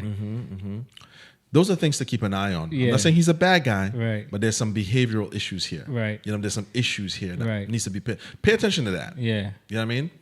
Because ultimately, if you tell her not to do that, she'll cling, right? Mm-hmm. So that's what elders are for. Not just men, women too. Right. You know what I'm saying? To be able to guide the younger generation into saying, hey, Right. I see something. We can't always be like, she ain't my kid. It's not my problem. Yeah. No, because if we're a family, If we're going we're to fa- want to help each other. Exactly. And you might see something that I missed, and I might see something that you missed, and that's why we're all here together. You know what I'm saying? Right. But even in terms of that, like with your father-in-law, like you can. That's why you have to be hard on people in a way. Like even with me with doing soccer, like I know I have to hold a standard in coaching, right? Yeah. And because you can't get past, a lot of people want the glory or to look like or prove themselves, right? They want to look a certain way. but you got to get past me. Meaning, like, I'm upholding this standard. And so I'm going to hit you. And then you got to pass that, or else you're going to go. Right. And a lot of times people will leave, they'll go because they don't want to deal with it. Well, that's the role of the father in that environment, where it's like if a boy comes in presenting himself a certain way, like he's gonna just give you the image that you think you want. That's when you have to give them the questioning. They got to get past you. You know, so and you know the what the reactions are to the things that you ask. That's why when your father was asking me stuff, I looked at it as like, this is a good father. You know what I'm saying? Yeah. And then it made her more valuable to me. Yeah. You know what I'm saying? Instead of like that idea, because I think a lot of girls always get in the position of, oh, he's gonna scare him away or embarrass. And it's like, that's what you want. Yeah. That's what you want. Yeah. Yep. Because if they might. My point of saying that was they might not be all together. Right. They might not have it all, but it's there. If they honor you, Right. they're gonna work towards that. Exactly. If they honor you, they're gonna get better. you can see know? if there's still they're gonna grow. There's still something there to work with. Right. You know what I mean? Because it's not like we got to pick everything apart. Right. You know. Yeah. And no one's gonna be perfect. Right, and we're not there. The whole point is you're not there to tear people down. That's not what your goal is. Right. But you have to let someone understand that a family stands on principles and morals. And what's that based on? It's from a godly perspective. So if you go around trying to intimidate everybody, then what are you going to do? Like, you're just going to go wave a gun or cuss everybody out? That's just ridiculous. Right. And that shows a poor level of thinking anyway. But if you show them that, look, you know, this family is rooted in certain principles, certain morals, but here's what you're going to gain from that. You know what I mean? You're gaining a young woman or a young man if it's a son. You're gaining someone who comes from strong values, strong morals, a belief system, so that when those hard times come, those are the people you want to stand with. Right. Not the people who don't understand that, because they break, they bend, they run away. You want somebody who understands that kind of stuff. That's what it is. Like you said, like if a young man comes over and a father asks your intention or wants to get to know you, and he runs away, he was never worth the investment that you're going to make. Exactly. He just saved you a bunch of time. You know what I mean? Or a young woman. Right. Just saved you a bunch of time. Yeah. If you look at it from that perspective, now it doesn't mean that person couldn't change, but you have to see some signs of that. Right. And I think anybody who is of the right intentions would expect to have certain questions asked, because it's only right. Like you go into it knowing, like if any questions are asked, you get defensive. It shows that there's something there that you're trying to hide. Right. You know what I mean? And somebody who is skilled and understands things, when you ask a question, somebody who's not skilled and doesn't understand, but they want to tell you the right thing, you can see past that. Right. Sure. Right. You'll be. It's like Right. I heard this about the mint. They make them count. They make them go. Count real money over and over and over and over again. Time. 10,000 hours or however, I'm exaggerating, but a long time. They get so good at that the minute a fake one touches their hand, They know it right away. Wow. They know it, you know, because they get so good at it that this doesn't feel something about it. They are programmed to get the feeling of it. You know what I'm saying? And I think for me, one of the things I notice is this. Sophia is valuable to me. I have to pour in a certain amount of attention to detail for her. She's not an angel. I don't have that power to create the perfect human being. She's gonna make mistakes, and I have to be ready for that. But I have to let her know that as her father, it's not that I want to control you. I love you. I want you to enjoy life and sex and all those kind of things. Those things are wonderful. God created those things. But it has to be done in parameters. There has to be guiding blocks. Right. Because if not, then God can forgive you, but you still have to deal with the consequence of what you've done. Right. God will forgive you. It's like me. It's like if I crash and I kill somebody by accident, I can go and say, I'm sorry, and I didn't run from the scene. Your Honor, I've never done this before. It was an accident. I fell asleep. I killed this person. Cool. But I don't walk out of there. I still have to go to jail. I still have to face the time. Right. You know what I'm saying? So to me, it's like I look at it like, why not put the time in when you have it, raise your children with those principles, so when they get to dating age, they're not struggling. You know what I mean? Right. They understand order more. They understand order. And that's what my dad was trying to do. It's just the thing with my dad is this. He took an approach where it was more of a command. Mm-hmm. He wasn't good at explaining to us that well. He had it, but he just couldn't explain. Do you think that the culture shift played a big part in that? Because Yeah. him seeing the dynamic in America, he kind of didn't know how to approach it. Yeah, he didn't know what to do. Yeah. I think it comes from even England Yeah. too, because England's so stoic and Yeah. you know, they talk about it and joke like their comedy is like, you know, Yeah. dry. It's very dry. Yeah. Right. So I don't know. Yeah. Maybe that has something to do That with could. the It could be. influence on- Definitely. It could be. Yeah. Because he was more lighthearted with, he told you more about. Yeah. I knew about the Venezuelan thing. He never told me. I found out about it through Other other people, channels. yeah, But he yeah. never told me that. Yeah. You know what I mean? Yeah, he told me about that. He told me a lot of stories from his past. That I was like, wow, man. And I would ask your sister. She was like, I never knew about that. Like, yeah. Yeah. And listen, Maybe he just wanted to, didn't want you guys to look at him. a no, sure. certain way. That's a big part. I'm sure it is. But I have to learn from that and be like, look, Sophia has to see me as her dad, as honorable, but she has to see flaws in me too, because that's how she'll know. Okay, Dad can't give me salvation. Right. Only God can. Yeah. He's a man too. Right. I can only give her principle, and I can only give her the commands on. Hey, listen, do this if you want to get this result. But please believe if you don't do this, there's going to be consequences Right. for this. And know you what I might end up in one of those loops where you're trying to figure out, why can't I get out of this cycle, Right. As I tell my younger sisters all the time, I say, my dad's intention wasn't to find the cutest guy for you. He can care less about that. Right. As mine will be for Sophia. I don't care about that. You know what I mean? I know that's important to you. Yeah. But how important is that going to be when he leaves you with 3 kids and you can't find him? Right. His cuteness is not going to matter. Right. His height's not going to matter. And why is that important to you? That's only important to you because of certain societal pressures and validation from others. Right, exactly. Like, of course, you have to be attracted to the person that you're going to be with, but Sure. this idea of like, I have to get the cutest guy so that he's cuter than everyone else, and that, you know what I mean? I'm saying for the boys. Yeah, I got to get the trophy wife that all of my friends, like, I never understood that. Like, why do you want to be with someone that all of your friends want to, like, fantasize? Yeah, you know Yeah, what I'm saying? yeah. Like that's a goal for some people. Sure, like, sure. And certain women have said that too. Like, I became friends with guys because when I was younger and in high school, walking around, the boys saw the reaction of certain girls, and they became friends with me, so they can get they could get, they can, you up their stock. until they realized I had no quote unquote game. Yeah. I was useless. So it's about proving yourself to feel glorious in a sense, like to feel like you're worth something. Yeah. But it's by the standards that you uphold, or even maybe the culture upholds. I saw this quote. Well, I watched this. It was a quote on a TV show. Have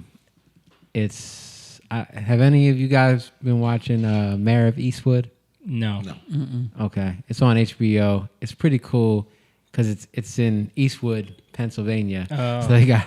It's just funny listening to them, like Philly slang and Philly, stuff. It's reality? It's Philly suburb slang. Yeah. But it sounds like Jersey white people Yeah, too. yeah. So it's kind of funny. But it's about it's about a woman named Mare, but it's also about murders and kidnappings happening, right? And why it's happening in the city. And then there's like drugs mixed in, and there's a lot of like underlying things.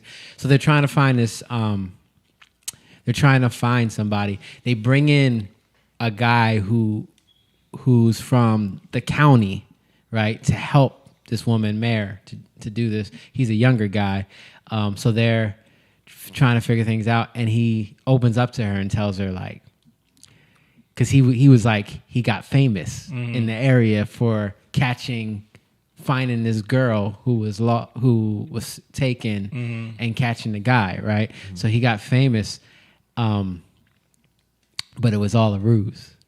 He actually just happened to come across it, right? So he's telling her, like, he's being honest with her. He's like, you know what? I never, because he took the glory. He was like, I never really did anything. He was like, some investigator who was hired, he got it, and he called me and he wanted to talk to me about it. I never paid him any mind. Finally, I was driving by his house, so I was in the area. I went by, and his sister said he was dead. So I went in there. She said, "Help yourself to anything." I found what he had, and it turned out something that I overlooked. I went back to, and it cracked the case wide open. So he was basically saying, so he said something that was interesting. He said, "I just wanted to do something great for once." That's why he wasn't honest about it, because he wanted to look. He wanted to take the glory. He wanted to look. You know what I mean? Right. And I thought that was so interesting. So that was like an introspective thing to me, like how people intake it. They think about it, right? That's before, but the after thing is the retrospect. So she's a little older. She tells him she's done some stuff, like she was a star basketball player at her high school, and she's still living in the town that she was in, so everybody knows her. But she's a cop, but like she didn't live up to the hype that, so she says doing something great is overrated, because then people expect that of you all the time. What they don't realize is that you're just as screwed up as they all are. Right. Or they're just as screwed up as you're just as screwed up as they are. Right. And that's the loop, and you realize that. But then you get to a place where, like, okay, so now I'm jaded about everything, right. And it becomes like, so people expect that of you. You expect that of you. You got to top it. You're putting that on yourself, And it really just hit me, like, this is what we're doing. This is what we do to people, and we expect something of somebody because they did something that they happen to do by accident. But that's why God is always the one who gets the glory, and our expectation has to be on him. And if it's in any other way, we're out of order. Yeah. Yeah. It's interesting. That what you said there, I just want to do something great for once. I think we all have that in us where we want recognition for something. Yeah. And if you don't know how to control that inner man, you're going to get in trouble, because you'll always be looking for something, whether it's the car, whether it's the clothes, whether it's the girl, the guy, or the house, or whatever it is, to show people that I'm one of you. Right. Or I've achieved greatness. Look what I have. In some way. Something interesting, right? I always say this. I hope Shaniqua's still listening, because I always talk about Yelp. She's a Yelp fanatic. And I always say, but how do you know that those people that like the things that they're saying, how do you know that they like what you like? They have the same taste as you. Yeah. You know what I mean? Like, I can't trust that, because to me it's like, I like cheeseburgers. Right. You do. But you like yours well done with relish. Right. And you write a review, oh my God, it's the best thing ever. Yeah. I go over there and I'm like, Yeah. So it's perspective is where you're standing. Right. Yeah. Right? Yeah. But when you put hope in that, look, I got to see what other people like. To me, it's like, make up your own mind. Yeah. I'm not talking crap about you, baby. This is man circle right now. I'm just saying that for me, I've become comfortable at, like, let me find out. Yeah. I'm not Let going me to see for myself. Let me get see for yourself. You see what I'm saying? Yeah. So, but within that, it has forced me to not rely on people's opinions, but seek it out myself. Right. And then subsequently, I'm like, well, you know what? I'm having trouble understanding, like, Pentecostal and the Protestant and this and the Reformation movement. Okay, you know what? Let me go do some research. Yeah. Let me find out. Let me do a little. And then certain guys I'm listening to, and I'm like, I find out stuff that they've said, and then I'm like, whoops. And but it's in the searching for that. God knows my heart. You see what I'm saying? I have a question about that, the whole thing. Do you think that some of that comes because of in women's nature, they have this fear of like not being able to make decisions in certain like there's an indecisiveness. Like I've noticed it with all your sisters, like with my wife, like with a lot of women, it's like Yeah.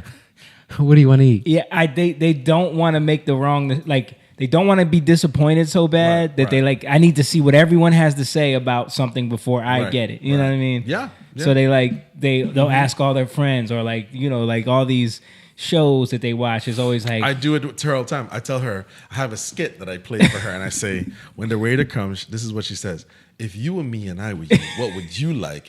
But you were me."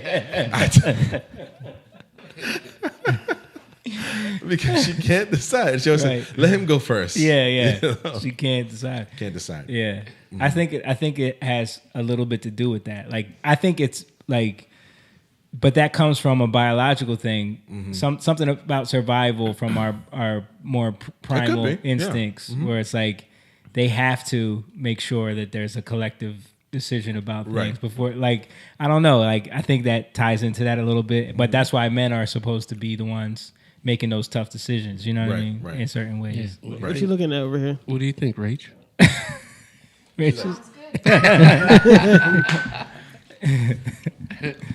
But I do see, well, for me, it's like I think part of it too is once we give people the ability to like collect a census, it feels like people's opinions matters. You know what I mean? So like you said, you don't know I don't know what you like, but I'm reading this stuff, and you get obsessed with seeing what people like. Right. So it's like a virtual window. It's like, oh my God, they like this cheeseburger. I don't know what they like. Right. So I've given up an idea that we're all alike, where I don't know if I can trust your opinion. So let me decide for myself. Right. And for some people, they need to see the collective. Well, I think they look at it like, well, there's 1,000 reviews, and 98% of them are 4 stars. So that means that a lot of people, it becomes a numbers game. I mean, where it's like, there is. I like Yelp to a certain extent because when we travel, right, I look for Yelp, but I know from looking at it and I have learned that wherever I go, what kind of people are living in these areas? Right. Because I know it changes every time. Like, right? You're right. And we deal with that. So there's a more of a you have to read between the lines a little bit with that stuff. So you like can't just take a 5-star rating for what it is. You know what I mean? Yeah, if I'm in a more rural area, I gotta look at the surround. Like what? Because I know they're not gonna like what I like. Right. they're gonna say the Pop Shop Diner is 5 stars. Right. You also gotta read them sometimes because I've seen them where it'd be like a bunch of 5 stars, but then I actually read it. It's like this was terrible. I'm like, why'd you put 5 stars? Or people have found ways around it where they pay people to do positive reviews. Happens too. You know what? I think too. People. We live in a society where we're too busy to talk to each other. So Yelp and all those things is an easy way out of avoiding to interact with somebody and say, "Hey, man, listen, are you from this area?" Yeah, I'm from around here. Where's some good places to eat? Yes, it takes that all away, so I can just mind my business. Right. So I could just go in there. I can just go in there, and I'm not bothering anybody because it feels uncomfortable to approach people. Because when Shaniqua and I went away to Saratoga Springs, we found some good restaurants just by asking people, like, "Hey, what's good around here?" That's what we always do, especially if we're like somewhere where the Yelp ain't gonna cut it. I didn't realize how uncomfortable these people You gotta are ask having small talk. Yeah.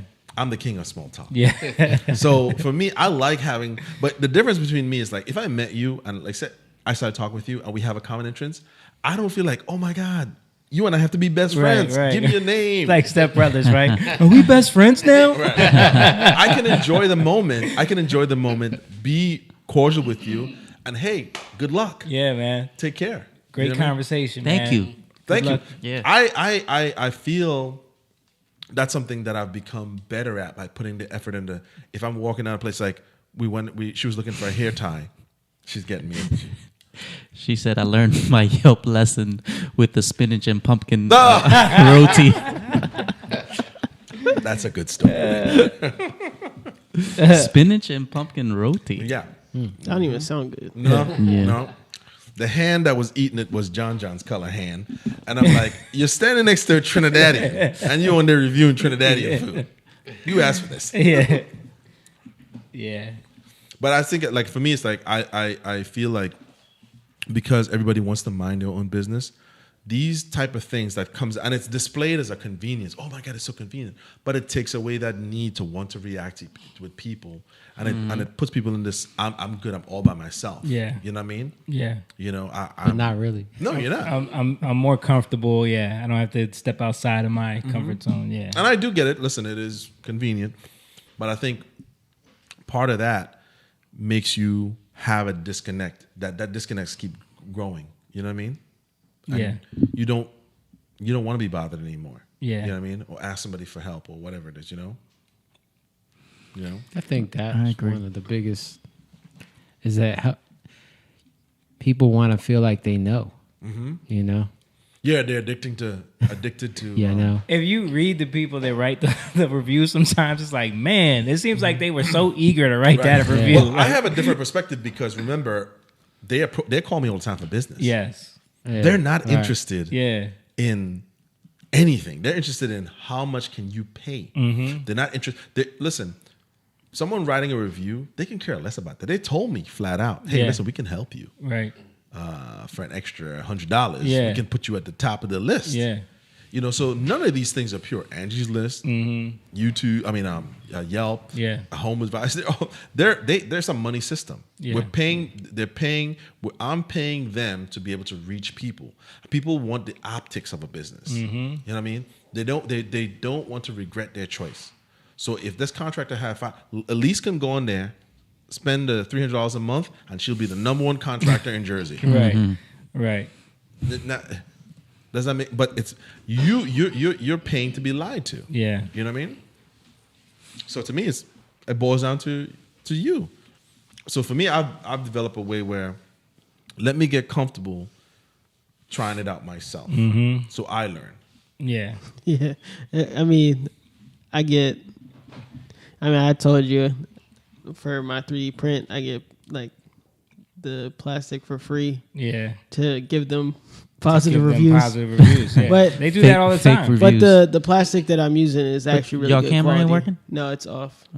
It's really good quality. So I mean, I don't mind using their filament to give them a positive review. Yeah, but that's the game now. Scam. Where it's Yeah. like they know it. They send it to YouTubers. They send it to people that will just do Yeah. positive Listen, reviews. Amazon figured out that here's what people do when they look at something.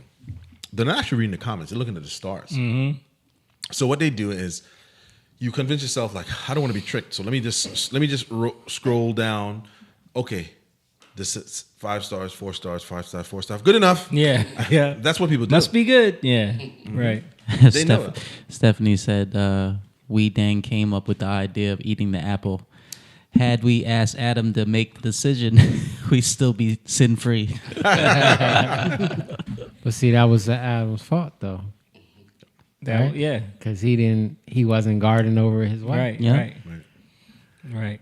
I think she's trying to say that she wasn't indecisive for that one. Oh, okay. All right, guys, let's wrap it up. It's 10:20. We started late, but I appreciate you guys. Yeah, and thank you Yes, guys. sir. Thank Yeah, you man. guys from the bottom of my heart. I appreciate it. Yeah, we wanted to just, I wanted to get on today because we missed the week, but Yeah, yeah. And I I did wanted to want to come. I did just want to talk about all of that. You know what I mean? I want to come. Yeah, Thank you. yeah, man. I'm glad we were all here. And thank you for your support. Always, and I man. think We're family. we should do more getting together. I think so You know too, what I mean? man. We I should. think it's important. We got to do it like we got to make a point of, regularly doing that. Yeah. Yeah. That was something that was interesting. It was the first time my kids were at a funeral. Mm. And, they had questions. And, Yeah. it was just like, they were asking me stuff about your dad and like, but he's there. But Lucas was like, oh, he's sleeping. Like, Yeah. Yeah. But just being able to explain it to him. And it was so cool with my son because I was just explaining to him, like, especially when we were at the burial, explaining to him, like, where he is, and he was like, "Oh, so it's not that bad then? It's good." Yeah. And he was like, "Yeah." But just to see his face light up, like, you know, Yeah, that was interesting. Elise asked me too, like, is this the first funeral I've been to? And I said, technically no, because she was at dad's. right. But she was so little, she was Right. 2, so she don't remember that. Right. But I was like, yeah, it's the first time like you remember. And I don't know were y'all there when Arya was viewing the body? And, Like- earlier, yeah. Yeah. That's the moment that it got like that it became real. Yeah. You know what I'm saying? Like, because she really kind of didn't get it Dude, the I was whole time. crying. Yeah, like she Get was trying this to climb up in there and Yeah. touch him. Like, it was crazy. And then she just lost it eventually Yeah. and started crying. Like, but Yeah. you know, And he loved his grandkids, man. He loved them, I man. loved them so Yeah. much. Yeah. And I'm glad, like I said, that to me, just one last thing to touch on because it's so important is everybody coming together. Mm-hmm. You know, all the support, the family, you know, all of that means so much because it's like, it's never going to replace an actual living person, but it's good to know Yeah. that you have people and there's a support system. And not only that, but the people in my life, my dad touched. You know what I'm saying? And it was good, man, to see all the kids in the house. And even though we're celebrating under these circumstances, Yeah. but the kids are playing and family, it felt, And they were all so good. yeah, Like, no, we had no issues with kids there. yeah, You know what I mean? That was Yeah. amazing. yeah. Yeah. But isn't that what church is supposed to be about? Yeah. Really? That's true. You know what I mean? That's like true. community coming together. Right. Stephanie said, wait, impromptu Amazing Grace a cappella, please. Yeah, we're going to wrap it up. How about I said I did and you don't? But listen, we appreciate you guys watching. We appreciate y'all sticking with us Yeah, thank you. as we reminisce on a great man that will be severely missed. But listen, we still need y'all support. So don't forget patreon.com/youngliontv. Sign up to become a member. Shout out to all of the people that have signed up already to be members on there.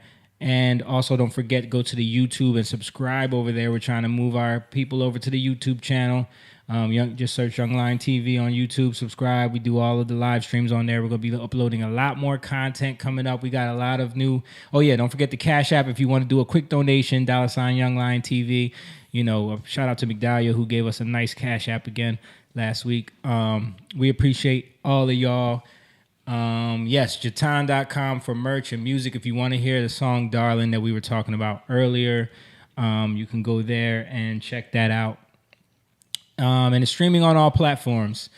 We love you guys. We'll be back next week with a little more structured content like we usually do. But yeah, thank you guys. We're out of here. Thank you. Young lion gon' live, yeah. Young lion